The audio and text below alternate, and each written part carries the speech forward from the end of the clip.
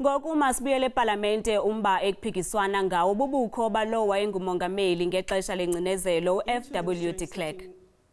Of the National Assembly and the National Council of Provinces in terms of Section 84(2)(d) of the Constitution of the Republic of South Africa, read with Joint Rule 7(1)(a) in order to let the President deliver his State of the Nation address to Parliament.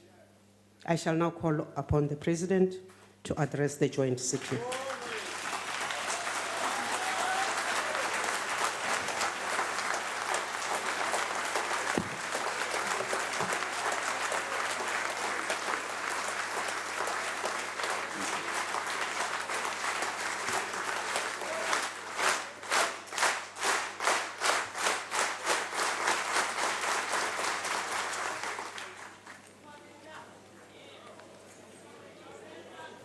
Speaker of the National Assembly,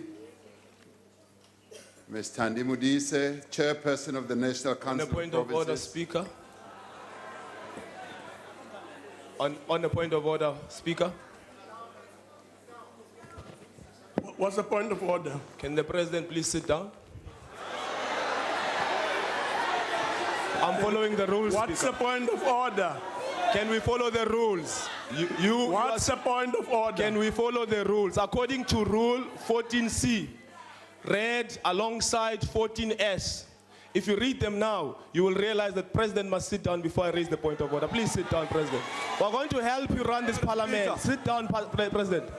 Follow the rules. We're going to help you. You want to follow the rules and sit down. Can you find out what is the point of order?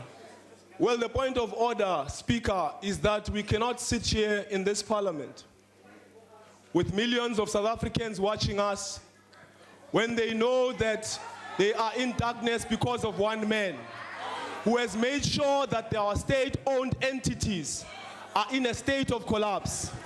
Today, Eskom cannot keep light in our houses. Point of order. Today, we cannot fly to Durban because there is a minister who is making sure that SAA is dysfunctional. Point of order. Today, we sit here with a minister that is working for white monopoly capital, making sure that the state-owned entities go to his friends. Point of order. We call for an adjournment. Point of order. That the President must go outside and make sure that he makes an announcement to the nation. Honourable member, can you please...